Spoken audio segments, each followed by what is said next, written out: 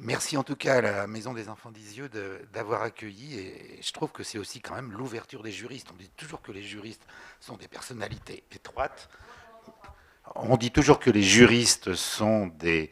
C'est une discipline très étroite, repliée sur elle-même, et je trouve qu'en fin de compte, ce sont les juristes, les deux masters de Lyon et de Poitiers, les pénalistes en plus, les plus fermés, hein, bon, par tradition, nationaux, territorialisés, etc., autrefois, qui ont permis cette ouverture, et on est allé jusqu'au musée, à l'histoire, on a les sciences politiques, on a les sociologues, on a toutes les disciplines qui sont là, et c'est vrai que c'est un débat extrêmement riche. Et en plus, on m'a demandé des propos conclusifs. Alors, ne vous inquiétez pas, je ferai comme d'habitude des propos très libres, mais on me l'a demandé sur les trois colloques qui se sont tenus, parce que je rappelle que les auteurs, il y a une recherche qui est à la base, qui est partie sur 4 mots-clés et sur laquelle on essaye de tirer quelques leçons pour l'avenir à partir de ces débats très riches. Et justement, on m'a demandé de terminer rapidement, on a demandé ça à un juge, alors peut-être un juge un peu atypique, mais je pense que quand même, je pourrais peut-être apporter une dimension différente encore, c'est celle de l'institution vue de l'intérieur. Parce qu'en fin de compte, vous regardez tous la justice, et même d'une façon parfois un peu mythique, fascinante. Les procès, c'est un peu fascinant. Hein. Certains moments de procès, je vois les gens qui assistent à des procès d'assises terroristes et qui sont fascinés. Et justement, il ne faut pas être fasciné par la justice. Donc il faut beaucoup démystifier, déconstruire et voir de l'intérieur. Donc c'est ce que je vais essayer de vous proposer. Et puis, certains savent que j'ai eu plusieurs vies, dont certaines en cabinet ministériel de garde des Sceaux, dont en 97-98 à la préparation du procès Papon. Donc c'est aussi tout ce rapport avec l'organisation de la justice, comment ça se passe de l'intérieur, le rapport avec les parties civiles. Il y a un mot qui n'a pas été prononcé, c'est le mot avocat. J'ai l'impression que dans les 2 jours, il n'y a pas eu le mot avocat prononcé une fois. À moins que je ne me trompe, hein, mais j'ai l'habitude de prendre des notes. Donc, qu'est-ce que la justice sans avocat? Et hier, quand on a parlé de justice transitionnelle, il n'y a pas eu le mot avocat non plus. Donc, qu'est-ce que c'est de la justice? Une institution qui fonctionne sans avocat, est-ce qu'on peut parler de justice? Je pense que non. Voilà, le droit de la défense, c'est quelque chose de fondamental, sinon on n'a pas de système de justice, on parle d'autre chose. Donc j'en parlerai à propos de la justice dite transitionnelle. Voilà. En tout cas, je vais partir sur 2 idées qui seront un peu transversales à mes propos. Ensuite, je vais m'adapter, hein, je vais adapter mon propos. Les 2 idées transversales, et merci à Stéphane d'avoir parlé du moment Nora et des moments de l'histoire, c'était très clair et très important. Et justement, j'avais écrit qu'il y avait 4 mots-clés. Il y a le mot procès, le mot crime de masse, le mot histoire et le mot mémoire. Donc, les procès de ces crimes de masse, leur contribution à l'écriture de l'histoire, leur place dans la mémoire collective, sont à chaque fois resitués justement dans un moment qui fait varier 2 choses, à la fois les connaissances d'un côté, et deuxièmement la perception qu'ont les personnes de ce moment d'une génération à l'autre. C'est un aspect sur lequel je travaille depuis un certain nombre d'années, sur les aspects générationnels, et je vais en parler. On a parlé au moment des procès de l'épuration de la justice d'un moment. Dans notre livre sur l'histoire de la justice, on parle de la justice d'un moment. Et je pense qu'on peut aussi parler de l'histoire d'un moment, j'y vais revenir, et de la mémoire d'un moment. Je vais essayer d'y revenir. Et le premier moment important, c'était effectivement, dans ces crimes, c'est le procès de Nuremberg. D'ailleurs, le dernier livre de Guillaume Mouralis, dont je vais parler tout à l'heure à propos de l'esclavage, c'est le moment Nuremberg. Vous voyez, donc c'est vraiment constamment revenu. En tout cas, je suis frappé sur les 3 colloques de la diversité, même si Bernadette et les étudiants ont essayé de faire des typologies, de la diversité des procès qui ont été étudiés, qui ont été évoqués.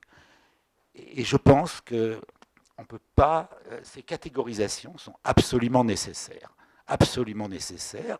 Et parfois, il me semble qu'elles ont été un petit peu sautées.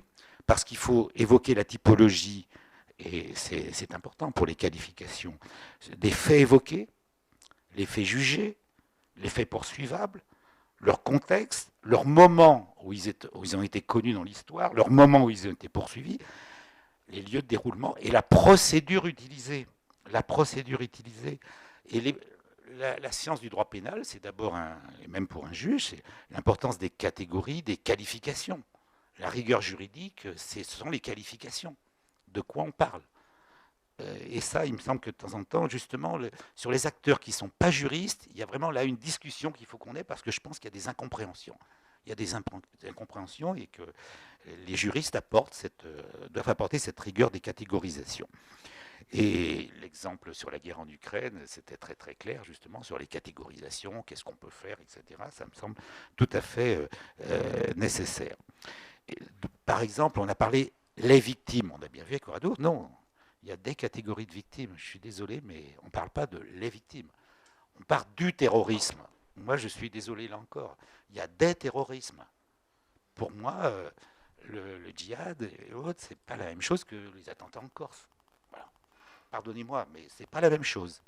Donc, et les procès dans leur histoire, donc un musée où vous aurez là encore la concurrence des victimes qui vont venir, c'est pas la même chose. Les attentats de New York, c'est autre chose, etc. Je pense qu'il faut raisonner.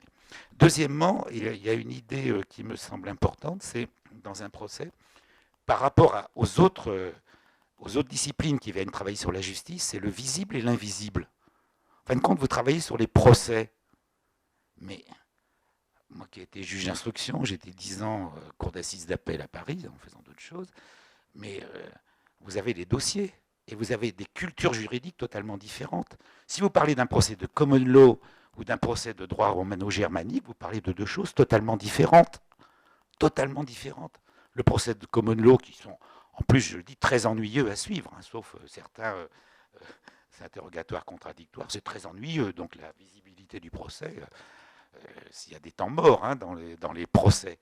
Mais c'est là où il y a un apport des chercheurs, des historiens qui travaillent, eux, sur les dossiers, c'est-à-dire le dossier d'instruction. Et le dossier d'instruction peut être tout à fait différent du procès de l'audience.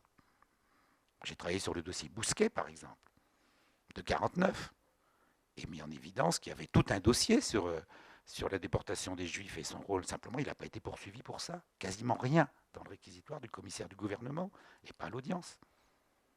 Donc voilà, l'explication, vous avez une instruction, dans le procès Pétain, c'est la même chose.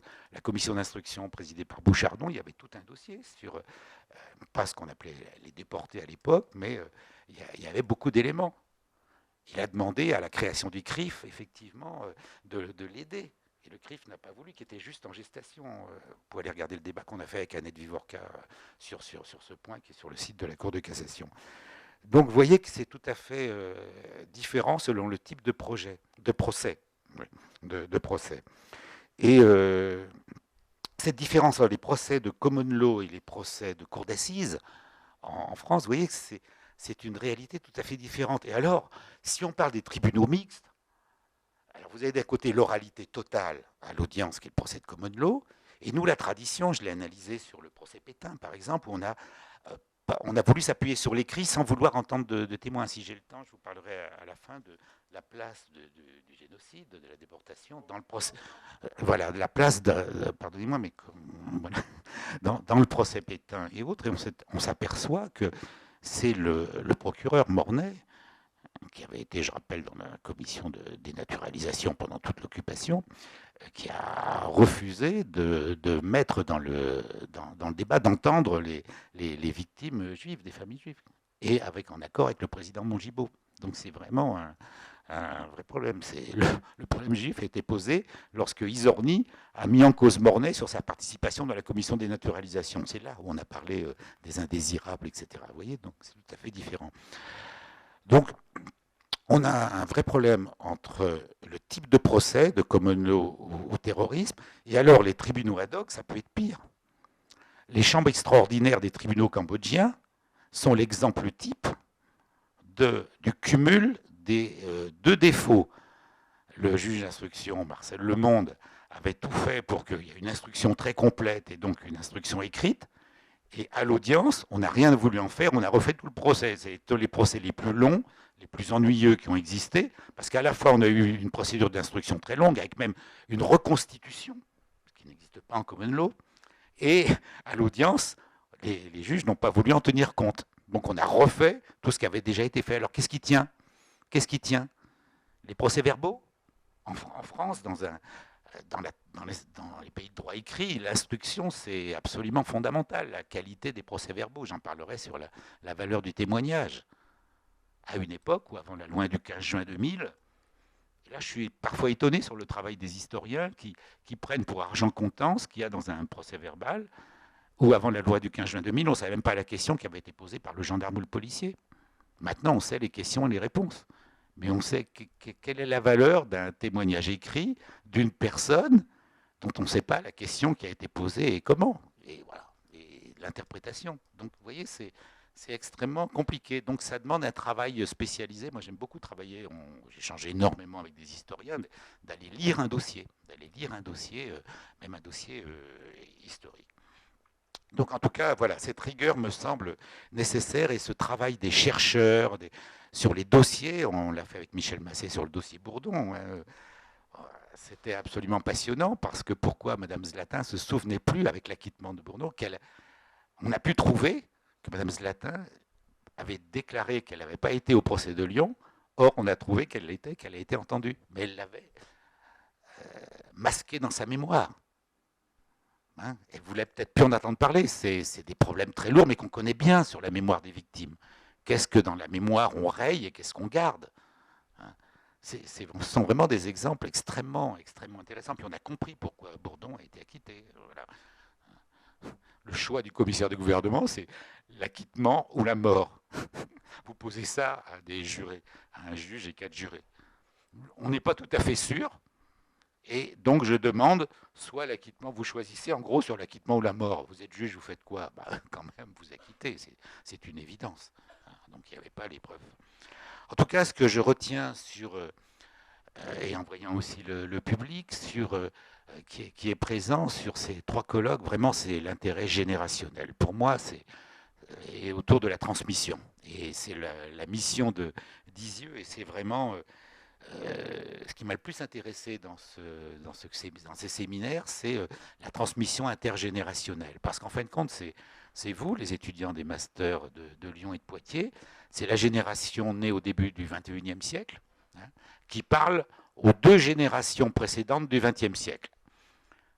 Donc on a 2 générations ici, les baby-boomers, ceux qui sont juste nés, les jeunes retraités, depuis quelques années, je ne cite pas de nom ici, mais vous les voyez tous, ici, ces juristes, et puis qui ont formé à leur tour d'autres juristes qui sont là aussi, qui sont leurs élèves, et on a donc ces 2 générations du XXe siècle qui sont là, et c'est la 2e génération qui forme celle du XXIe siècle que vous êtes. Donc cette transmission, elle est absolument fondamentale, et pour moi, s'il y a un apport, c'est celui-là, toujours, toujours, toujours. C'est vraiment essentiel. Et si on réfléchit, dans l'histoire de la justice en France, avec Jean-Pierre Royer, j'ai fait un chapitre qui s'appelle « Les 30 glorieuses de la justice ». C'est les années 70 à 2000. Et c'est notre génération, et celle d'avant, qui a développé, en gros, cette émancipation du juge, en France, hein, en tout cas. Mais ça a été des phénomènes après en Espagne, au Portugal, en Italie. On a mis la justice à une place extrêmement importante en Allemagne. Et c'est l'état de droit qui s'est construit progressivement, hein, jusqu'à la loi du 15 juin 2000, qui me semble un aboutissement. C'était la suite de ce qu'avait posé Mireille Delmas-Marty, pénaliste. On voit bien qu'il y a une continuité sur ce développement du droit. Et au niveau international, même chose. Toute la création des juridictions pénales internationales, 2000, statut de Rome, etc. On voit ce développement. Donc notre génération, nos 2 générations du XXe siècle, ont été très fiers de ce développement de l'état de droit international, cette émancipation de la justice. Mais ce que Philippe Lagrange a développé, à chaque fois je pensais à ce que dit Hubert Védrine de notre côté, la réelle politique. Quel est le rapport? Ce n'est pas la justice qui va faire les relations internationales, c'est la diplomatie, c'est le rapport interétatique. Quelle est la place de l'ONU aujourd'hui? L'ONU, on le voit bien sur le statut des réfugiés, sur l'aide aux victimes, etc. Mais l'ONU va peut-être financer. Et comment une juridiction pénale internationale? Mais quelle est sa place aujourd'hui dans la régulation? Quelle est sa place avec le Conseil de sécurité tel qu'il est composé, etc. Donc, on voit bien qu'on revient à des rapports interétatiques et que l'état de droit qu'on développe, c'est l'état de droit du monde occidental. moi qui travaille beaucoup avec l'Afrique, ce que tu as dit tout à l'heure est extrêmement important. Ouais. J'avais même une question à poser, mais elle est partie à Brigitte. C'est les lieux de mémoire en Afrique, ils sont où? Au Rwanda et en Afrique, et en Afrique du Sud, et ailleurs. Au Tchad, la piscine, la DDS, tout ça, ces lieux. Au Maroc, ils sont où? En Algérie, ils sont où? Les lieux de mémoire dans d'autres pays africains. Bon.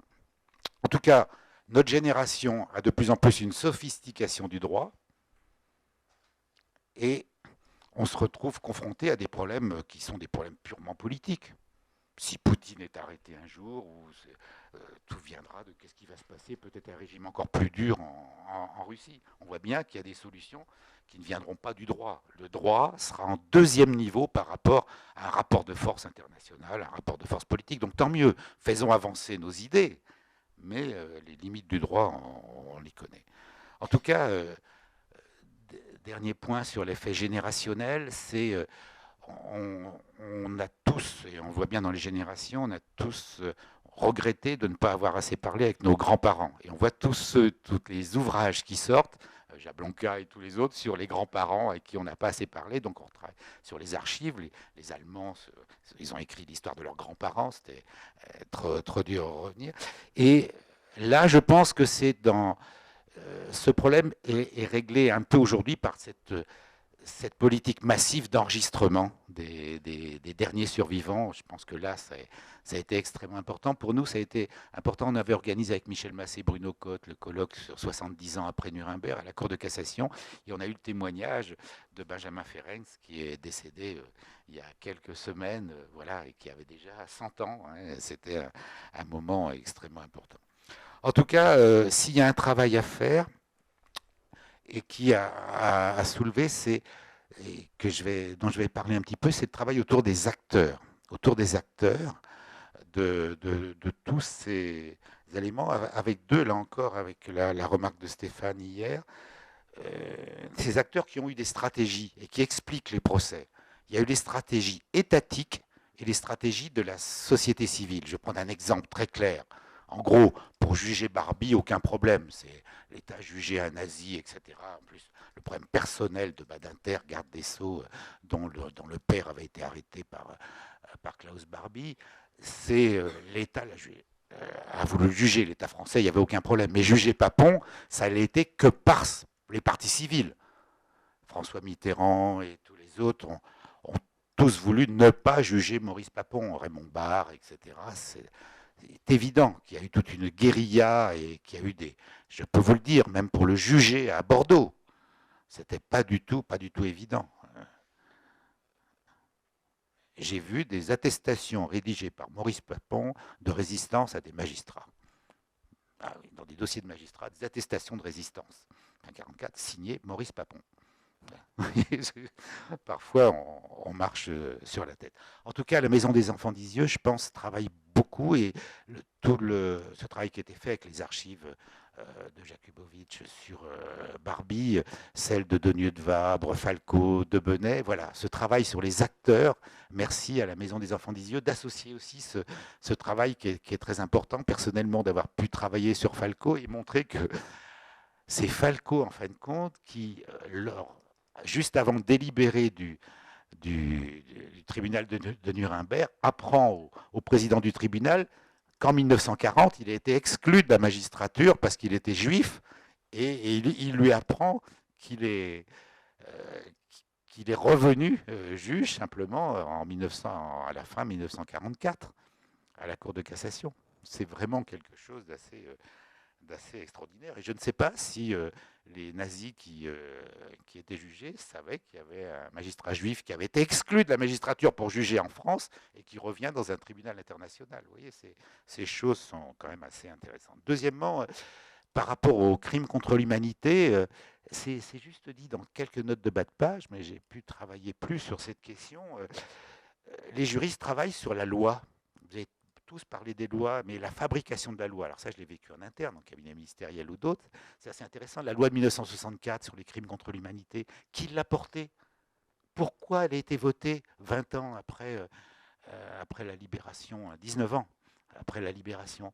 Mais parce que Maurice Roland, qui est un des 3 magistrats compagnons de la Libération, et le réseau des associations de magistrats résistants ont travaillé avec leurs collègues résistants pour écrire ce texte, pour le rédiger et le porter. Pourquoi la jurisprudence de la Chambre criminelle, les 15 arrêts dont a parlé Michel Massé, qui ont été rendus, je suis allé regarder le nom des rapporteurs, des personnes qui sont venues travailler, c'est pas un hasard. C'est ceux qui avaient été dans la résistance ou proches qui ont pesé sur ces dossiers au sein de la chambre criminelle à un moment donné. Donc il faut regarder derrière les noms. On parle de la justice, de la loi, mais il y a toujours, et là il y a quand même des sociologues qui avaient travaillé dans certains cas sur la fabrication de la loi, les réseaux, etc. Je pense que c'est des choses extrêmement intéressantes. Pour avoir travaillé sur Léon Lioncan, grande famille qui a eu ses 3 enfants décédés en déportation à Auschwitz et les 2 autres dans les combats de la libération, Léon Lioncan, magistrat exclu, on s'aperçoit qu'il est réintégré, il refuse de présider le procès Pétain parce qu'il est juif, et il est réintégré à la Cour de cassation, mais ça va être un militant du droit. Et dans l'histoire que tu as refaite sur les grands moments de la mémoire de la Shoah, il se passe le début des années 70, et les procès Efforisson et tous les négationnistes, je pense que ça c'est important de le dire. Et Léon Lioncan, il est président du MRAP. Et c'est lui qui a écrit la loi de 72. Donc, vous voyez, il y a des acteurs qui ont joué un rôle absolument considérable. Et Maurice Roland, le futur Casamayor, Serge Fuster, Léon Lioncan sont ceux qui participent avec des magistrats allemands à la réconciliation franco-allemande, avec des avocats aussi autour du mouvement des juristes démocrates, etc. Donc vous avez des acteurs et je pense qu'il y a des travaux de recherche à faire. Voilà, je donne puisque mais quand on termine une recherche, on dit qu'est-ce qu'il faut faire. Il y a une recherche sur les acteurs. Je pense qu'il y a des mémoires à donner à des étudiants, il y a des choses, et qu'il faut le faire. En tout cas, ces échanges interdisciplinaires sont extrêmement importants. Je vais juste sur la discipline des juristes. L'ouverture qui a écrit sur le droit pénal international. Ce sont les pénalistes ou d'autres. Alors, on a effectivement Dieu de Vabre et Herzog. Herzog qui était un universitaire qui a intégré la magistrature, mais ils étaient des acteurs de Nuremberg. Mais avant, c'était le droit international public. C'était Badevant. C'était Badevant et Gros, si j'ai bien compris. Voilà. Mais il n'y en avait pas beaucoup à l'époque. Mais c'est intéressant de le voir. Et puis une femme dont, grâce à Isieux, c'est Aline Chalufour, celle qui fait les actes de Nuremberg. J'ai retravaillé après sur son dossier, moi, en France, parce qu'elle a intégré la magistrature, et là, ça a été un échec total. Les juges classiques l'ont totalement marginalisé. C'était une grande spécialiste de droit international public, et on l'a envoyée à Dieppe faire du droit civil. Enfin, vraiment, ça, c'est la gestion des ressources humaines de la justice. C'est très, très fort. Voilà. Et elle a vraiment beaucoup souffert, mais c'est grâce à elle. Mais le professeur Gros, effectivement, a joué un rôle très, très important avec Robert Falco pour écrire, effectivement, pour signer les accords de Londres, puisque c'est Robert Falco qui a signé les accords de Londres au nom de la délégation française. Pourquoi il a signé les accords de Londres? C'était le seul magistrat de la Cour de cassation qui parlait anglais, voilà, et qui était candidat. Voilà. En tout cas, ce travail sur les acteurs, je pense que les juristes pourraient le faire aussi. Claude Lombois, j'ai retrouvé avec un immense plaisir le premier manuel de droit pénal international de 1971 que j'ai vu dans mes études de Claude Lombois. Je ne comprenais pas grand-chose à ses cours à l'époque, parce que c'était un intellectuel absolument formidable, formidable. Et c'est bien que Poitiers rende hommage à sa mémoire. Alors, j'essaye de résumer après cet apport que moi j'ai trouvé extrêmement intéressant d'avoir les muséographes, les politistes, les sociologues, des historiens, des juristes de différentes disciplines. Ça, merci à Isieux, merci à Lyon et merci à Poitiers d'avoir permis ça. Vous vous rendez compte plus tard, les étudiants qui sont là, de la chance que vous avez d'avoir des profs qui vous ont ouvert à tous ces éléments. Et moi, je vais faire une approche sur le procès, histoire, une approche durkheimienne. Pourquoi? Parce que j'ai eu la chance à Poitiers, grâce à Pierre Couvrat et Jean Pradel, d'avoir un grand prof qui s'appelle André Davidovitch. Et André Davidovitch, c'est un professeur, c'est un philosophe, école Lévé-Brul, etc. C'était un philosophe qui a travaillé sur la statistique criminelle. Et, voilà. Et il est venu enseigner la statistique criminelle à Poitiers. Enfin, ça a été mon maître, si j'ose dire, et il m'a fait découvrir la Durkheim. Et donc le procès, c'est un fait social. Voilà ce qu'il m'a appris. Et il était le secrétaire général de l'année sociologique, et qui tenait la rubrique année sociologique. Dans l'année sociologique, c'est Jean Carbonnier. Voilà, s'il y a un grand nom, c'est Jean Carbonnier. Et là, on a un petit désaccord parce que sur les lieux de mémoire de Nora, parce que justement, dans les lieux de mémoire, il y a l'article de Jean Carbonnier sur le Code civil. Voilà. Et justement, ça m'intéresserait aujourd'hui de savoir si on avait sur des lieux de mémoire ou des moments de mémoire sur le droit et la justice, qu'est-ce qui symboliserait aujourd'hui la justice? Qu'est-ce qu'il reconnaîtrait? Voilà. Le Code civil, il n'y a pas de problème, c'était une question. Aujourd'hui, ça serait quoi? Ça serait quoi? C'est pour ça que je suis en désaccord avec, je l'ai dit, avec l'approche Patrick Boucheron ou d'autres sur tous ces micro-histoires, mais ça donne quel repère? Ça donne quel repère pour des étudiants, pour l'écriture, etc. On a besoin de repères solides. Et c'est très très intéressant aussi, pardonnez-moi, la nouvelle spécialité qui a été créée, qui nous a été expliquée hier par le représentant d'Isieux sur les manuels scolaires et les références en termes d'histoire et de justice. Vraiment, c'était extrêmement intéressant. Je pense qu'il faut faire le lien. Et, alors, c'est pour ça que quand on parle de justice, pardonnez-moi, j'essaye de synthétiser, mais c'est très compliqué. La finalité de la justice, c'est de... On n'a pas trouvé mieux pour assurer le retour à la paix sociale. À la paix sociale, après une accusation publique, une défense, une responsabilité des personnes accusées, avec des preuves, des témoignages, etc. Et ça me semble assez fondamental. C'est pourquoi j'ai vraiment un désaccord, je le dis avec un peu ce qui a été dit hier sur ce qu'on a appelé la justice transitionnelle, hors procès. Je pense qu'il faut bien faire la distinction dans ce qu'on appelle justice transitionnelle avec celle qui a un lien avec la justice proprement dit. Effectivement, la gachacha a à voir avec la justice, puisque c'est une des modalités. Il y a des gens qui ont été poursuivis devant des tribunaux, il y a des trucs, et puis après, on a fait un autre. Mais il y a d'autres justices dites transitionnelles qui sont pour moi pas de la justice, parce que c'est totalement en dehors du système judiciaire, avec d'autres procédures, il n'y a pas d'avocat, il n'y a pas d'éléments. Ça me semble plutôt des restitutions de la mémoire, des pratiques mémorielles, mais qui ne sont pas de la justice transitionnelle. Je pense qu'il faudrait trouver un autre terme, même si c'est transitionnel, ce n'est pas de la justice. En tout cas, un petit rappel pour les étudiants dans tous ces éléments. Quand, sur la notion du procès lui-même, pardonnez-moi, quand on parle d'un procès, un procès, c'est pour ça, c'est en dehors de ça, il y a une cohérence et une logique.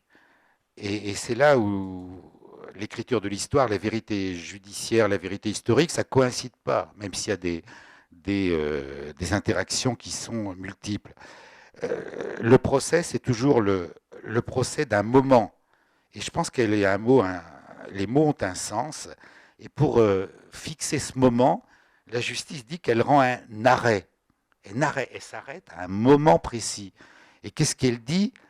Cet arrêt, c'est une vérité dite. C'est un verdict. Vous voyez, donc arrêt et verdict, ça vous permet de faire la distinction justement entre le procès et puis après l'écriture de l'histoire, les vérités historiques, c'est tout à fait différent. Donc la justice, son but, c'est pas d'écrire l'histoire, c'est à un moment donné de dire une vérité à partir d'une saisine, de qualification juridique, etc. Mais ne pas mélanger tout entre toujours justice, mémoire, histoire, ce sont des choses tout à fait différentes, je pense. Et que les vérités, c'est différent. Les vérités historiques ne sont pas du tout les vérités judiciaires, et réciproquement. Je prends un exemple que vous connaissez sur les qualifications juridiques, c'est Henri Rousseau et Éric Conan qui l'ont mis, pour juger Paul Touvier, en fin de compte, l'arrêt de 92, c'était juste pour qu'il soit poursuivi pour complicité de crimes contre l'humanité, c'était juste éviter la prescription. on a dit que l'exécution des 7 juifs à La Pape par le chef de la milice l'avait été à l'instigation de la Gestapo. C'est faux, c'est faux. La justice a fait une interprétation juridique erronée, simplement parce qu'il voulait venger la mort de Philippe Henriot, et il a agi de façon totalement autonome par rapport aux Allemands. Donc on l'a écrit, mais parce qu'il fallait pouvoir juger là. Donc il y a une vision un peu utilitariste du droit, hein. C'est vraiment important. Alors j'ai pas le temps de revenir, je vais extrêmement... oui, je vais essayer de synthétiser, c'est assez difficile. Euh, dire que dans l'établissement de cette vérité, l'historien a trouvé progressivement sa place, et ça n'a pas du tout été évident. Souvenez-vous, en France, sur le procès Papon, où quand Baruch a été entendu, le témoin n'avait pas le droit de consulter ses notes. Donc vous imaginez ce que c'est d'être entendu un historien pendant une journée sans pouvoir consulter ses notes. Donc heureusement, donc la place, Henri Rousseau avait refusé de venir témoigner. Après, dans le livre qu'on a fait, Barbitouvier-Papon, il a expliqué pourquoi il serait peut-être maintenant venu avec les explications qu'on lui a données, etc. Donc vous voyez, c'est Henri Rousseau qui avait ouvert ce témoignage sur la place des historiens pour la remise en contexte du procès Papon, et qui avait montré à l'époque l'inadaptation de la loi à cette situation. Et heureusement que Marc-Olivier Baruch a pu expliquer son travail de thèse sur l'État sous Vichy pour les modalités de prise de décision. Et en fin de compte, c'est la première fois où un historien vient pour expliquer la remise en contexte. C'est en 61, lors du procès Eichmann, Salou Baron qui vient de Columbia pour fixer le cadre historique. C'est la première fois. Mais avant, on le refuse complètement. Et nous, ça a été extrêmement, extrêmement compliqué. Donc c'est vraiment sur cette place des historiens dans le procès, c'est très compliqué parce que c'est au moment, avec les informations qu'on a, moi j'ai beaucoup travaillé sur les procès de l'épuration. C'est totalement décevant. Vous ne pouvez pas imaginer, dans les procès de l'épuration, les informations dont disposaient les juges, qui faisaient les enquêtes, etc. Plus le procès est proche après-guerre, et moins on a d'informations. Donc on sait aujourd'hui beaucoup de choses, beaucoup plus. Moi j'ai vu presque tous les dossiers des jugements des juges de l'époque, avec Alain Banco. On a beaucoup travaillé sur cette question. Nous savons des choses que les juges ne savaient pas. Mais c'est un moment, on ne va pas rejuger après ces personnes. Je pense avoir été le premier dans notre livre avec Denis Salas, Barbitouvier-Papon, des procès pour la mémoire. J'avais analysé le dossier Bousquet de l'époque. Et dans le dossier Bousquet de l'époque, tout simplement, c'est le procureur qui n'a pas renvoyé Bousquet pour sa participation dans les rafles, et notamment la rafle du Veldiv, etc. Il y avait tout un dossier d'instruction qui existait. Il n'a pas été renvoyé pour cela. Or, un tribunal n'est saisi que des faits pour lesquels le procureur a renvoyé, le commissaire du gouvernement a renvoyé. Donc, on a découvert ça en allant retravailler sur le dossier. Donc vous voyez qu'il y a des différences absolument énormes. Donc on peut refaire aujourd'hui des procès sur d'autres éléments à partir des archives ou des éléments qui sont découverts depuis. Il n'empêche que les gens ont été jugés à un moment et que par définition on ne rejuge pas. On ne rejuge pas les personnes. Donc les personnes avaient intérêt peut-être aussi à être jugées le plus tard possible. Bousquet n'était jugé qu'en 1949. Plus on s'éloignait du temps, les pires, c'est ceux qui ont été jugés immédiatement parce qu'il fallait des sanctions exemplaires. Tout simplement parce que c'était le choix qui avait été donné pour les cours de justice. Il a fallu juger les juges de la section spéciale qui ont été jugés immédiatement en mai 1945. On avait un jugement pour l'exemple des juges qui avaient, eux, jugé dans l'affaire emblématique à la demande des Allemands, pour ensuite relégitimer la magistrature pour présider les cours de justice de la République. Voilà, ça a été des moments dans l'histoire. Donc si on n'a pas ces remises en contexte historique, on ne comprend pas tous ces jugements, les faits, etc. Donc voilà les éléments qui sont là. Et donc certaines personnes avaient l'intérêt à être jugées le plus tard possible. Alors j'ai retrouvé un exemple extrêmement simple, c'est le préfet de l'Allier, de Moulins, la personne qui était le préfet de l'Allier. Je l'ai trouvé dans Robert Aron et Maurice Garçon, qui était son avocat. Le préfet de l'Allier, Moulins, c'était sur la ligne de démarcation. Et donc, il a été jugé à Orléans, où il exerçait ses fonctions.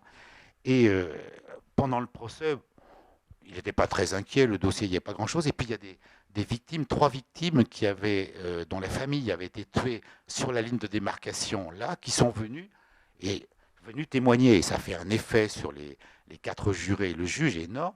Et pendant le débat, Maurice Garçon et autres ont senti que ça allait être la peine de mort. Et le commissaire du gouvernement n'était pas du tout préparé à ça. Donc ils ont négocié une suspension d'audience pour dire il y a des éléments nouveaux, donc on va renvoyer l'affaire. Donc l'affaire a été renvoyée à une autre juridiction, ça a été jugé 1 an plus tard. Et là, spontanément, les familles sont revenues, mais il y a eu spontanément un témoin juif qui est venu expliquer comment le même préfet lui a fait passer la ligne de démarcation et il était acquitté. Donc vous voyez que selon les circonstances et les jugements, il y a eu des choses absolument énormes. Une remarque aussi sur le temps long, ça aussi dans notre livre Barbitouvier-Papon, des procès pour la mémoire, j'expliquerai ça. Ce décalage dans le temps est considérable. C'est que si nous on a jugé en France, quand même, c'est 55 ans après les faits. Maurice Papon, âgé de 88 ans, il était résistant physiquement. Hein, voilà, c'était ça. Donc, est-ce que c'est une génération qui juge celle de ses grands-parents? C'était un peu ça. Et c'est à l'occasion du colloque, Michel était là et a écrit où il n'y a jamais autant de monde à l'école de la magistrature. Quand on a monté ce colloque avec Denis Salas en 2001, c'était celui avec tous les acteurs qui étaient là dans l'amphithéâtre de l'ENM, des historiens, des acteurs du procès, des avocats, des procureurs, sur les 3 procès. Il n'y a jamais autant de monde, il y avait des gens assis partout. Heureusement, on n'était pas au temps du Covid. Et Jean-Noël Jeannet, Badinter bien sûr, a osé une comparaison. Il a dit 55 ans d'écart. Je l'ai utilisé plusieurs fois. C'est comme les mutins de 1917 avaient été jugés après mai 68. Comme si Esterhazy et Zola avaient été jugés donc, au début des années 50. Vous voyez, jugés 55 ans après les faits. Et aujourd'hui, en Allemagne, on juge des vieillards de 95 ans. Tout simplement, ils sont résistants physiquement. Voilà, c'est ça. Mais est-ce que c'est encore... C'est un gouffre historique. C'est un gouffre historique. Est-ce que ça a encore un sens? C'est une vraie question de cette remise en perspective. Donc, certains ici savent que la question générationnelle m'intéresse énormément. Et dans ce colloque, j'avais mis en évidence, après avoir travaillé sur les arrêts de la chambre criminelle, sur la jurisprudence de la chambre criminelle, s'apercevoir que les magistrats qui avaient travaillé sur les crimes contre l'humanité avaient été ceux qui, en fin de compte, avaient été jeunes pendant l'occupation. Donc, et en même temps, ils ont voulu tarir à la source un contentieux qui pouvait venir. Donc c'est pour ça que la jurisprudence de la Chambre criminelle de la Cour de cassation sur les crimes contre l'humanité a été construite pour éviter qu'on poursuive les Français pour ce qu'ils avaient pu commettre en Indochine ou en Algérie. C'est une anticipation de la définition commise par les puissances de l'acte. Et ce que nous apprend le dernier livre de Guillaume Mouralis, c'est ça aussi. Je ne savais pas à l'époque que Jackson, quand il négocie les accords de Londres, en fin de compte, il pense aux poursuites éventuelles sur l'esclavage. Est-ce que l'esclavage va devenir un crime contre l'humanité? Et ça, je l'ai découvert en lisant le dernier livre de Guillaume Mouralis, qui est venu nous l'expliquer à l'ENM. On lui a demandé de venir nous l'expliquer à l'ENM. Et c'est effectivement pourquoi le crime contre l'humanité, c'est celui qui est commis par les puissances de l'acte, c'est pour éviter l'effet boomerang qu'ensuite on soit poursuivi pour les traites des êtres humains, l'esclavage. Et nous, c'était éviter l'effet boomerang, c'est la chambre criminelle, pour être poursuivi pour ce qui a été commis, les gazages en Indochine, la torture massive, ou ce qui a pu se passer en Algérie, etc. Donc la discussion qu'on a eue sur l'amnistie hier était intéressante. Il n'y aurait pas eu de paix en Algérie, c'est ce que j'essaie de dire, s'il n'y avait pas eu d'amnistie. Donc la notion d'amnistie dans la mémoire, dans toute la discussion, me semble un travail. On a eu le travail excellent de Stéphane Gacon qui a fait une recherche absolument exceptionnelle sur l'amnistie, l'amnésie qui est extrêmement importante. Voilà. Et tous ces débats sont sortis, nous, au premier colloque qu'on avait fait avec Denis Salas, qu'on avait organisé en 2001 à l'ENM, où il y avait tous les acteurs, ce travail avec les acteurs sur le premier colloque interdisciplinaire Barbie, Touillet, Papro, le livre qu'on a écrit aux éditions Autrement, c'est des procès pour la mémoire. Et je me demande si c'était le bon titre, en fin de compte, des procès pour la mémoire. Je crois pas. Je crois pas. Vous voyez, c'était bien, c'était un beau titre, mais en fin de compte, c'était pas bien. Et on a rendu ce colloque, je m'en souviens, parce qu'en même temps, se déroulait à Paris, par contumace, le procès d'Aloïs Brunner, dont on ne savait pas si en Syrie, vous savez, on lui a fait exploser les mains par un colis piégé, en fin de compte. On ne sait pas s'il était décédé ou pas, mais il y avait le procès d'Aloïs Brunner pendant le même temps. C'est vraiment une coïncidence. C'est pour ça, ça me permet, moi, qui suis vieux maintenant, de fixer ma propre mémoire. Je ne vais pas être trop long. J'avais prévu toute une chose. Je vais essayer très très vite sur le rapport entre procès, l'écriture de l'histoire. J'ai prévu toute une partie sur la contribution des procès à l'écriture de l'histoire. Je vais bien sûr ne pas en parler. Mais je crois qu'il faut bien distinguer deux choses pour les étudiants et même pour les chercheurs qui travaillent. Le travail sur les procès et le côté public, et le travail sur les dossiers. Ce sont deux choses différentes, encore plus dans nos procès qui ne sont pas des procès de common law. Vous voyez, c'est vraiment un travail, on découvre des choses absolument extraordinaires. Il y a un acquis qui me semble, sur procès et mémoire, une évidence, c'est la montée de la place des victimes, etc. Je ne vais pas revenir là-dessus, c'est un acquis de l'histoire maintenant sur lequel je ne reviens pas. Et procès et histoire, je crois qu'il y a de moins en moins d'apports des procès à l'histoire. Plus on avance, et on a découvert beaucoup plus dans les archives que ce qu'il y a eu dans les procès eux-mêmes. Donc c'est un moment intéressant.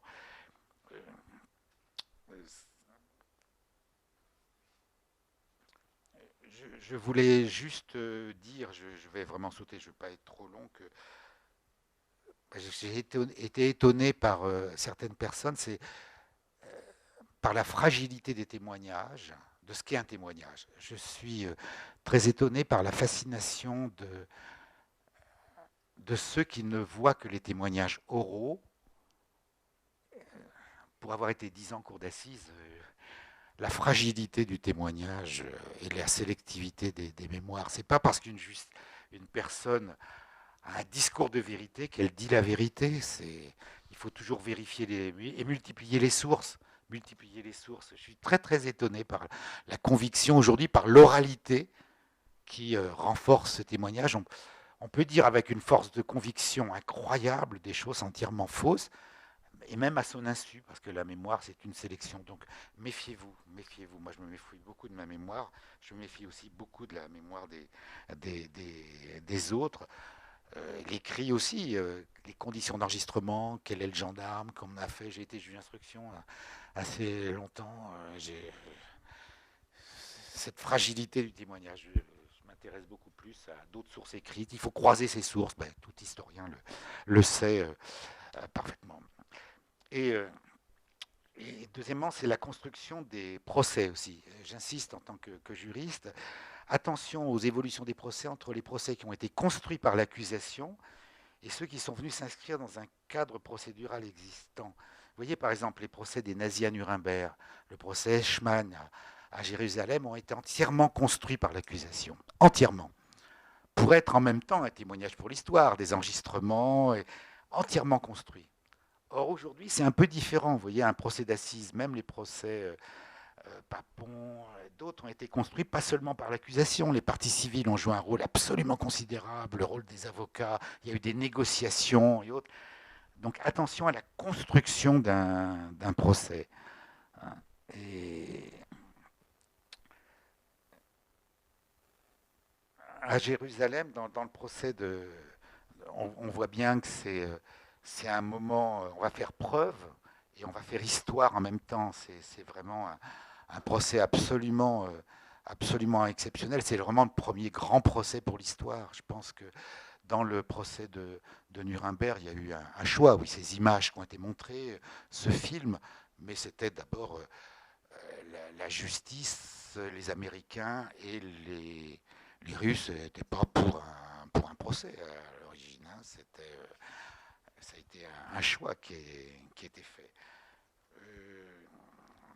Je ne vais pas parler, je suis désolé, c'est trop long, sur la déportation et le rôle des Juifs dans les procès d'immédiate après-guerre, tout ce qui a été fait. Je n'ai pas le temps d'aborder ça, mais pour vous montrer sur l'histoire quand même, sur les procès. Dans le procès Pétain, je l'évoque juste là, entre la vérité historique et ce que disent les procès. Le procès Pétain a commencé le 23 juillet 1945. Et c'est dans le livre de Laurent Joly que l'on trouve. Le samedi 21 juillet 1945, on commémore la rafle du Veldiv. Et c'est une grande manifestation à l'initiative du Parti communiste qui est là. Il y a une seule victime qui est revenue d'Auschwitz, c'est Berthe Falk, qui est une rescapée d'Auschwitz. Vous pouvez lire l'Humanité du 22 juillet 1945. Et quel est le titre de l'Humanité du 22 juillet 1945 ? Les Boches arrachaient les petits à leur mère. Or, Vichy, il n'y a que des policiers français qui ont fait la rafle. Les Allemands n'ont pas participé à la rafle du Veldiv.